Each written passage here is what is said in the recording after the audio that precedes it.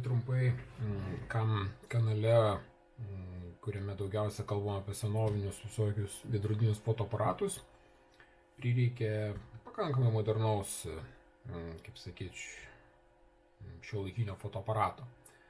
Taigi, kokie yra dramatiški skirtumai, kurie privertė mane nusipirkti šitą fotoaparatą. Tai pirmas dalykas — autofokusas. Šitas turi tik tai crop, galima sakyti, autofokuso galimybės. Na, sakykime, ganėtinai silpnas autofokusas. Čia yra labai stiprios autofokuso galimybės. Toliau, šitas neturi jutiklio stabilizacijos. Šitas turi gerą jutiklio stabilizaciją ir pajungus, pavyzdžiui, tokį mechaninį objektyvą, aš gaunu stabilizaciją ir galiu statinius objektus fotografuoti gana sudėtingomis sąlygomis. Toliau, šitas iš pagalbos fotografuojant su manualiniais objektyvais turi tik tai tą taškiuką su dviem rodiklytėm, kuris leidžia surasti fokusą sudėtingose situacijose. Šitas turi normalų focus peakingą, reiškia, parodo man spalva, kur aš susifokusavau.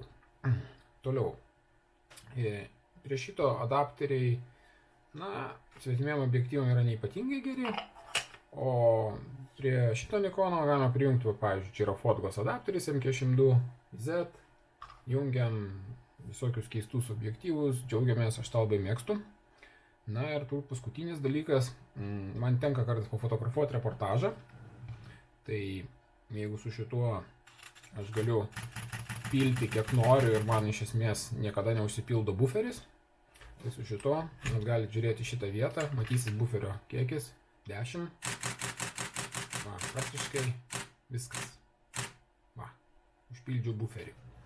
Tai rimčiau pakalus, jisai užsipildo ir labai nervuoja tokioje situacijoje, nes tai dažniausiai būna kažkokios stresinės situacijos.